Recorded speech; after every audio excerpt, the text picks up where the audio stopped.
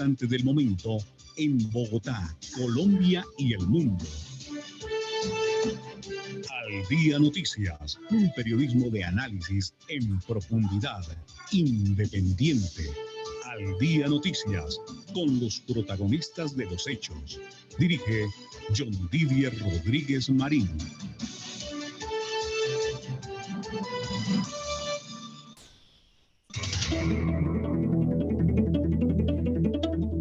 Muy buenas tardes para todos los oyentes de Al Día Noticias. Les saludamos desde emisora.5, 1490 del AM. Y también saludamos a todos los oyentes a través de La Gozadera Radio, gózatela en www.lagozaderaradio.com.co. Saludamos también a los oyentes de Al Día Noticias en www.aldianoticiasconjohndidier.com. Atención a los hechos más importantes del momento. Hay una situación de orden público difícil en el país. Un carro bomba en Saravena deja a una persona muerta, 5 más heridas, y hay un pánico, nerviosismo y miedo en esa zona del país por la presencia de grupos armados al margen de la ley. La explosión afectó por lo menos 5 edificaciones en pleno centro del municipio. Preocupa lo que pasa en Arauca. Así que este atentado con carro bomba en Saravena, Arauca, estremeció a los habitantes del municipio sobre las 10 de la noche con 35 minutos de este miércoles 19 de enero. La onda expansiva mató a una persona de la que aún no se ha establecido su plena identidad. La explosión se registró en pleno centro de la localidad, frente a la sede de la Federación de Derechos Humanos Joel Sierra, en inmediaciones de la zona donde funcionan organizaciones como la CUT, el ICA y la cooperativa Cotransare. Esa es pues la situación que se presenta en el país. Y también en Bogotá se presentó otro caso de un hijo asesinando a su madre. Esta vez se ocurrió en el sur de Bogotá. El hombre que asesinó a su mamá con un ladrillo en el sur de Bogotá padecería de esquizofrenia, según información que reveló la policía. El comandante de la policía de Bosa, el coronel John Hernando Díaz, entregó detalles de este estremecedor caso que se suma a lo de Mauricio Leal y Jonier Leal.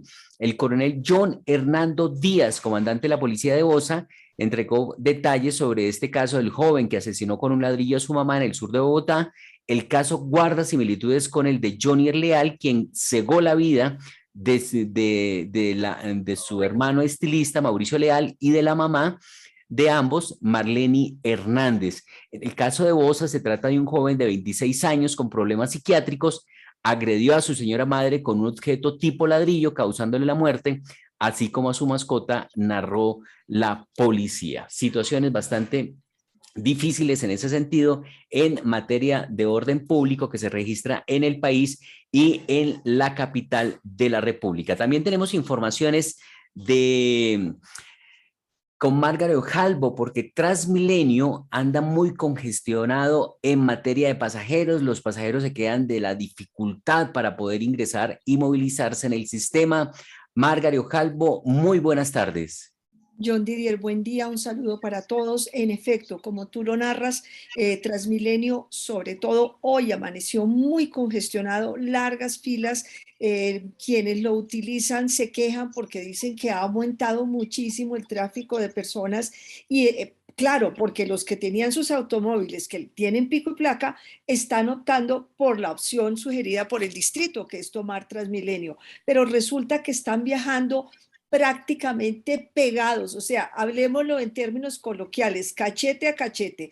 Entonces, la gente está desesperada porque son horas para esperar el Transmilenio y luego el problema de ir prácticamente apiñados en los buses. Se está haciendo un llamado urgente a las autoridades distritales para que saquen más buses y para que tomen medidas porque los usuarios están literalmente desesperados.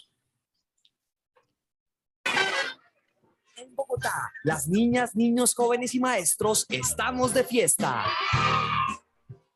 Sí, este 24 de enero celebramos el día más feliz del año y volvemos a clases con la alegría de seguir construyendo futuro con educación de calidad.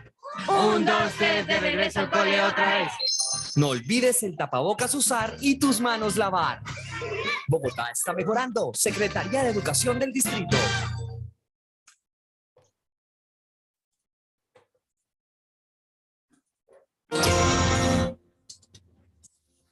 Al Día Noticias, la entrevista.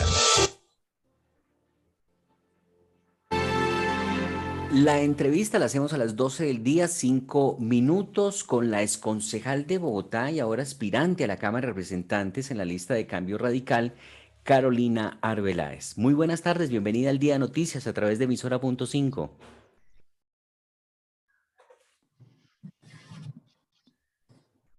Hola, ¿me escuchas? Sí, ahí la estoy escuchando, muy bien. Pero qué pena que estaba teniendo problemas de conexión. Bueno, un saludo muy especial a toda la audiencia de Al Día Noticias y también para usted un saludo muy especial, John Didi. Bueno, hay varios temas que queremos analizar. Este que acabamos de abordar, el de los contagios, la pandemia, cuarto pico. De hecho, usted cuando se desempeñaba hasta hace muy poco como concejal de Bogotá, pues hizo una denuncia y debate sobre el hospital transitorio de Corferias y hace poco se acaba de pronunciar la Contraloría de Bogotá sobre un posible detrimento patrimonial. ¿Qué concepto le merece que después de algunos meses se le esté dando la razón a los debates que usted venía haciendo desde el Consejo de Bogotá? Bueno, John Didier, pues fueron varias cosas.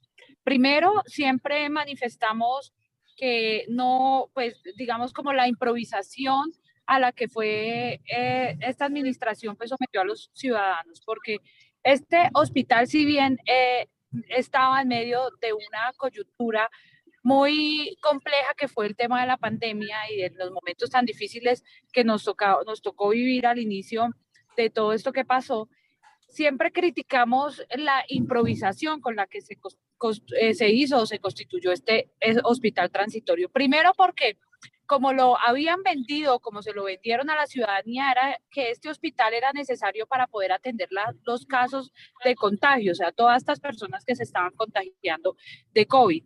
Entonces, inicialmente así fue como se vendió, o digamos que esos eran los planes iniciales de la administración, y se destinaron 200.000 millones de pesos para este propósito. Aquí lo que pudimos ver fue una clara improvisación y una falta de planeación por parte de la alcaldía, porque finalmente lo que terminaron haciendo en este hospital fue atendiendo la gente, pues la gente que estaba enferma, los ciudadanos de baja complejidad, o sea, todas estas personas que tenían una gripa, un dolor de cabeza o lo que fuera, con la excusa, pues, o digamos en su momento, sí, de que no se congestionaran los hospitales. Pero aquí es donde viene mi preocupación en su momento. Aquí fue en el debate durante, durante el tiempo que estuvo este hospital allí en Corferias, pues siempre fue como lo que manifestamos y nuestra preocupación. Uno era esos hallazgos que hizo la personería, porque primero los hallazgos fueron por parte de la personería, de unos sobrecostos que habían en las compras que se estaban haciendo para el hospital. Yo le pongo un ejemplo. Los baños. Los baños contrataron más de 200 baños cuando solamente se estaban usando 16. Pero no solamente los contrataron y solo se estaban usando 16, no solamente contrataron 200, sino 16, sino que los contrataron con sobrecostos de casi el 20%. O sea, ¿esto qué quiere decir? Que el mismo baño que tenían allí contratado, pues costaba por fuera 20% más. Pero además, volvieron a prorrogar el contrato de los mismos 200 baños cuando solamente venían usando 16 baños. O sea, esto lo que se ve aquí claramente, pues es que había una intención de poner unos recursos, pues no sé a disposición de quién, pero pues aquí lo que vemos es una claridad de sobrecostos y de derroche de dinero que pues no sabemos qué hay aquí detrás. Entonces, muy importante hoy cómo se pronuncia la Contraloría, porque lo que hace la Contraloría es darnos la razón. Fueron más de 4.000 millones de pesos, casi 4.000 millones de pesos en sobrecostos en este hospital transitorio de Corferias. De los casi 20.000 millones de pesos que se gastaron en este propósito y en este hospital. Correcto. Carolina Arbeláez ahora quiere ser representante a la Cámara por Bogotá. ¿Y cuál es su propuesta para que los bogotanos la acompañen el próximo 13 de marzo y marcando qué número en la lista de Cambio Radical? Bueno, pues vamos a llegar a seguir trabajando por Bogotá desde la Cámara de Representantes a lograr transformar la política, una política que hoy la gente es apática, una política a la que la gente hoy no le cree. Entonces, sí es muy importante que tengamos unas opciones diferentes, personas con resultados, que hayan mostrado resultados en su gestión, en lo que hacen, lo que se comprometen. Nosotros nos comprometimos con los bogotanos, nos comprometimos con la ciudad de trabajar para ella, y así lo hicimos desde el Consejo de Bogotá, donde pues pudimos hacer denuncias, debates, control político, pero además también iniciativas y proyectos de acuerdo que sacamos adelante en pro de beneficio de la ciudad, de los adultos mayores, de las mujeres y también de la ciudad. Entonces, esta es una propuesta diferente, una propuesta de una mujer que quiere trabajar, que tiene vocación de servicio. Cambio Radical 101, yo soy la cabeza lista del partido Cambio Radical. Entonces esto sí es muy importante porque ya no me llamo Carolina Arbeláez, me llamo Cambio Radical 101 de ahora en adelante, para que la gente lo tenga muy presente. Vamos a seguir de verdad defendiendo a los bogotanos, siendo la voz y la representación de todas estas personas que hoy defienden la democracia, que defienden las libertades individuales, y es muy importante generar la reflexión de la importancia del Congreso. La gente no sabe muchas veces por qué es tan importante el Congreso de la República, y es, digamos, como ese espacio donde podemos debatir proyectos, donde podemos sacar leyes que sean en beneficio de la ciudad y que sobre todo mejoren la calidad de vida de los ciudadanos. Y allí vamos a estar trabajando, dignificando la política como debe ser y trabajando para la ciudad y para Bogotá, que es mi pasión también. Carolina, ¿qué concepto le merece el fallo judicial que establece que es ilegal la empresa de transporte público que estaba contemplado en el plan de ordenamiento territorial? Se nos ha perdido la señal, la comunicación. Ya, ahí. Hola, aquí estoy. ¿Me escuchó la pregunta? ¿Me escuchó la pregunta? Sí. ¿Qué concepto le merece el fallo judicial? Sí, señor. Bueno, esto fue también un debate muy extenso que se dio durante la discusión del Plan de Desarrollo de Bogotá.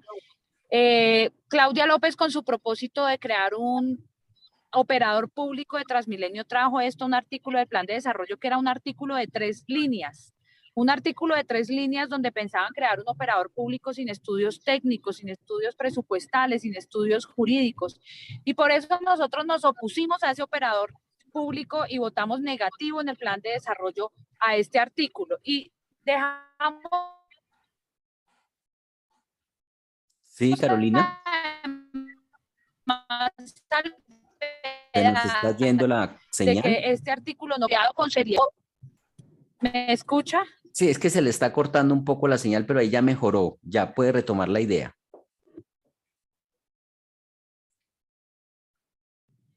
Desde el plan de desarrollo dimos este debate. Entonces, como les contaba, aquí lo que hay es claridad de cómo manejan las cosas en esta administración, con improvisación, con falta de planeación. Durante el debate dijimos, esto era un artículo de 3 líneas que no traían con seriedad qué era lo que se pretendía hacer. No habían unos estudios técnicos que permitiera saber cómo esto le iba a beneficiar al sistema, cuál era el impacto presupuestal, cuál era la viabilidad jurídica de un operador público. Y entonces por eso desde el plan de desarrollo votamos negativo a esta propuesta, y de hecho dejamos salvedad sobre la falta de unidad de materia que debía haber sido llevado al Consejo con seriedad en un proyecto independiente que se lograra revisar precisamente esos estudios técnicos, jurídicos y presupuestales sobre esta materia. Y por eso, de hecho, conformamos una comisión accidental donde desde allí pues hicimos seguimiento precisamente a este operador y pues convocamos expertos internacionales y nacionales para saber cómo pues funcionaba en otros lugares del mundo y si esto era viable o no era viable para Bogotá. Carolina Arbeláez, 101, Cambio Radical, Cámara de Representantes, muy amable, gracias por estar en Al Día Noticias. A usted, John Didier, muchas gracias por la invitación y bueno, a todos los oyentes, una feliz tarde. Bueno, a propósito de esta noticia, tenemos información del distrito sobre el distrito apeló el fallo que suspende la creación del operador público de transporte, según lo ha indicado Felipe Ramírez, el secretario de Movilidad de Bogotá. Sabíamos que la creación del operador público no sería fácil por los distintos intereses que suscita. Sin embargo, estamos convencidos de las ventajas del mismo en la operación del sistema y por consiguiente en que los usuarios tengan un mejor servicio. El mismo día de hoy apelamos la decisión del juez ante el Tribunal Administrativo de Cundinamarca, quien en septiembre ya nos dio la razón y estamos convencidos que en esta ocasión no la volverá a dar. Pero hay división de opiniones en Bogotá en torno a esta noticia. Está, por ejemplo, el de la concejal Lucía Bastidas, dice que enhorabuena y celebró el fallo judicial. Saludo que un juez de la República haya declarado la nulidad del artículo 91 del Plan de Desarrollo de Bogotá, que creaba un operador público de transporte. 21 concejales dijimos en su momento en la discusión del Plan de Desarrollo no al operador público de transporte, porque era un capricho, porque no tenía estudios técnicos, porque no tenía sustentabilidad, porque debió presentarse como un proyecto de acuerdo al Consejo de Bogotá aparte. Por todo eso, un juez de la República decide en primera instancia que no al operador público. Ojalá no empiecen a acelerar cosas en el distrito para avanzar en este operador público que la justicia ya le puso el ojo. Ojalá la segunda instancia lo reafirme y sigamos trabajando por la movilidad de los bogotanos. No más caprichos, alcaldesa de Bogotá, y el tiempo nos dio la razón.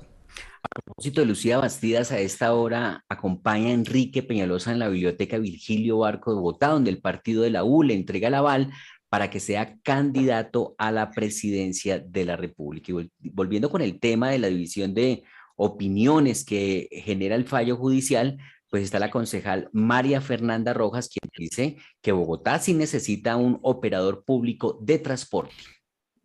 Y aquí lo que hay es una discusión de derecho administrativo.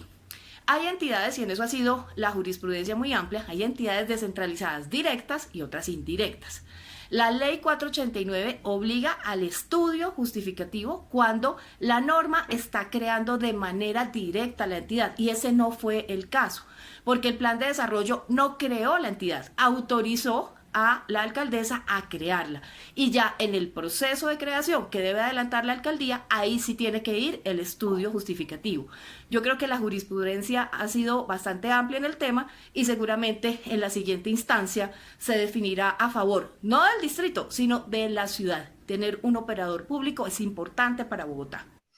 Muy bien, ahí están entonces las diversas reacciones que hay en el Consejo de Bogotá por este fallo judicial y también pues la respuesta de la administración en cabeza de Felipe Ramírez, secretario de Movilidad, en el sentido que el distrito ya apeló el fallo que suspende la creación del operador público de transporte. 12 del día, 17 minutos. Jonier Leal a la cárcel es una de las noticias del momento. Dice la fiscalía que él actuó solo, que no hay otro implicado.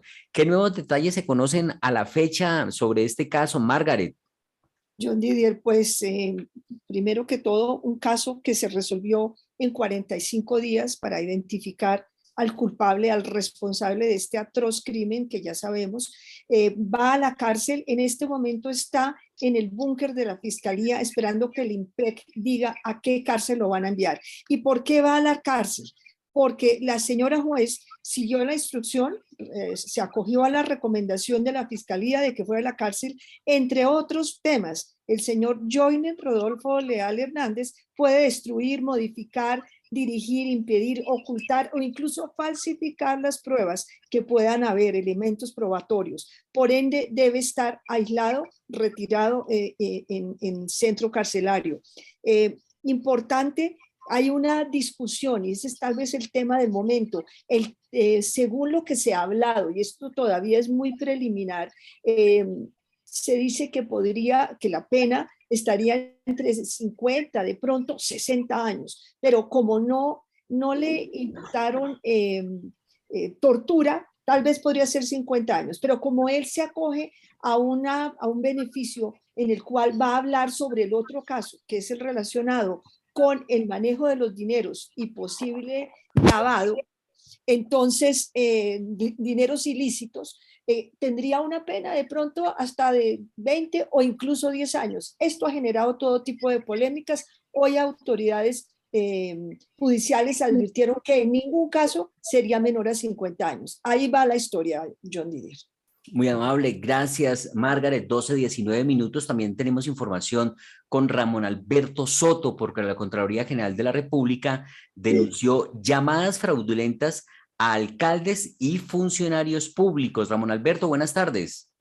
Buenas tardes, John Dier, con el cordial saludo para ti, Margaret, para Carol y para todos los oyentes de Al Día Noticias. Es un tema de la mayor importancia porque se trata de una estafa, una extorsión a los funcionarios públicos, especialmente a los alcaldes. Así que la Contraloría ha lanzado esta alerta porque fue suplantado no una, ni dos, ni tres, sino 4 veces el Contralor Delegado para Asuntos del Sector de Vivienda y Saneamiento Básico, Javier Tomás Reyes, quien alertó sobre personas inescrupulosas que han realizado llamadas telefónicas a las alcaldes municipales, gerentes de empresas de servicios públicos, entre otras entidades, suplantándoles, diciéndoles que tienen programados con ellos reuniones de tipo investigativo y fiscal, y que por lo tanto estas autoridades municipales, lo mismo que los funcionarios públicos, deben proveer los recursos, es decir, viáticos para hotel y para los tiquetes aéreos del supuesto funcionario que lo ha suplantado durante 4 oportunidades ante los señores alcaldes y funcionarios de las empresas públicas que están en la vigilancia de la Contraloría General de la República. La denuncia la hizo el Contralor Delegado para el Sector de Vivienda y Saneamiento Básico, Javier Tomás Reyes. La alerta para los alcaldes y funcionarios públicos. Esto es Al Día Noticias. Gracias, Ramón Alberto. 12 del día, 21 minutos. Las 5 noticias del momento las presentamos a esta hora con John Steven Barrera, aquí en Al Día Noticias. Al Día Noticias con John Didier Rodríguez Marín te traen las 5 noticias del momento. Número 1. Un muerto y 5 heridos deja atentados de carro bomba en Saravena. Número 2. Estados Unidos aprobó envío de armamento a Ucrania en medio de tensiones con Rusia. Número 3. Joven asesinó a ladrillazos a su madre y su mascota en Bogotá. Número 4. 2 militares muertos en atentado en el Bagre, Antioquia. Número 5. Independiente Medellín anunció que pierde su debut en la Liga Betplay por casos de COVID. Para empezar y terminar tu día bien informado. Este 24 de enero es el día más feliz del año. Volveremos al cole a encontrarnos para jugar, reír, aprender y, por supuesto, para cuidarnos. Por eso, el útil escolar más importante para el regreso a clases es la vacuna contra el COVID-19 y las demás enfermedades que afectan a niños y niñas. Así que vacúnales antes de entrar al colegio. Consulta los puntos donde puedes hacerlo en www.saludcapital.co.co. 1, 2, 3, de regreso al cole otra vez. Bogotá está mejorando. Alcaldía Mayor de Bogotá. Al Día Noticias con JohnDidier.com. Y ya tenemos en Colombia las 12 del día y 23 minutos. Tenemos también información con Carol Ducuara. Carol Ducuara tiene información de FENALCO que proyecta crecimiento moderado en el comercio durante el primer semestre del 2022. Carol, muy buenas tardes. Muy buenas tardes, John Didier. Los pronósticos que obtuvo FENALCO para el cierre del 2021 fue un año positivo de crecimiento para los comerciantes de Colombia. Para el 95% de los empresarios, sus ingresos crecieron en diciembre del 2021 comparado al 2020. Muchos comerciantes temen que el desarrollo de la pandemia amenace con el bienestar de sus negocios. Sin embargo, el 44% de los integrantes piensa que las cosas podrían mejorar para los comerciantes en el primer semestre de este 2022. Así que para este año, FENALCO proyecta crecimiento por encima del 15% en el comercio.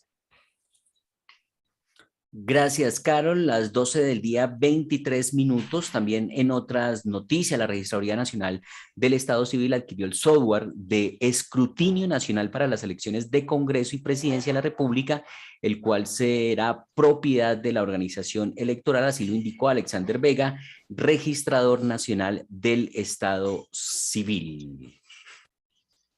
Después del fallo del Consejo de Estado que ordenaba la compra para el software de escrutinio nacional, se ha podido adquirir por parte de la Registraduría, y el cual será propiedad del Consejo Nacional Electoral para los escrutinios de las elecciones de Presidente y Congreso. Se estrena el plan de auditorías para todos los partidos y campañas políticas. Por primera vez el Consejo Nacional Electoral cuenta con software propio de escrutinios a nivel nacional. Es una buena oportunidad y una buena muestra de la transparencia en el proceso de parte de la Registraduría Nacional y del Consejo Nacional Electoral. Es el inicio de poder conocer y darle un poco de transparencia al proceso como tal. Cuando se habla de auditoría al software, es un sueño de la sociedad, un sueño del Estado, que se hagan bien las cosas. Es tener de verdad un acceso a la información clara a la hora del resultado final, todos nos sintamos tranquilos de que el proceso fue justo. He visto que la registraduría tiene la inquietud de hacernos más partícipes a los partidos, yo creo que para denotar la transparencia del proceso. Abriéndonos las puertas para esta revisión, la registraduría da un gran paso pues, para generar transparencia. Software que podrá ser auditado en tiempo real, con los códigos fuentes, pero además de eso que tendrá pruebas, simulacros, todo para brindar garantías en el proceso electoral de 2022 para Congreso y Presidencia de la República. Ahí estaba la información de la Registraduría Nacional del Estado Civil y tenemos noticia para el cierre con Margaret Ojalvo, el COVID nacional, el COVID internacional, las cifras, Margaret. Hola, John Didier, de nuevo, sí, tenemos en las últimas 24 horas, tenemos 169 nuevos fallecidos en Colombia por COVID. Recordemos que las UCIs en este momento tienen alta ocupación, pero de pacientes que no se han vacunado. Y 27.603 colombianos se infectaron en las últimas 24 horas. Y me voy a Tokio, que entra en un semiconfinamiento por 40.000 casos de COVID y 13 muertos. Ellos confinan medio Tokio y 11 prefecturas. Se unen a Beijing y a Hong Kong, que tienen también confinamientos. A propósito del COVID, también tenemos información con Mateo Amaya. Buenas tardes, John Didier. Exacto, hay nuevos lineamientos de aislamiento preventivo y toma de pruebas PCR para COVID-19. Dijo Sandra Rosso, gerente de salud de la Regional Bogotá para Nueva EPS. Efectivamente, el Ministerio de Salud hizo unos cambios en las tomas de PCR y en los tiempos de aislamiento. Entonces es muy importante tener presente. Para aquellas personas que tienen síntomas o que tienen sospecha de tener COVID por algún contacto estrecho, se tomará prueba solamente a las personas mayores de 60 años o a los niños menores de 3 años. Sandra Rosso dijo además que es importante recordar la necesidad de cumplir las disposiciones de las autoridades sobre el uso obligatorio de tapabocas, distanciamiento social y los protocolos de bioseguridad para evitar un aumento de los contagios. Mateo Amaya en Al Día Noticias. Gracias, Mateo, y de esta manera llegamos al final de Al Día Noticias, servicios técnicos, Edwin Reyes, yo soy John Didier Rodríguez, el Señor les bendiga rica y abundantemente. Al Día Noticias con John Didier Rodríguez Marín. La información más importante del momento en Bogotá, Colombia y el mundo.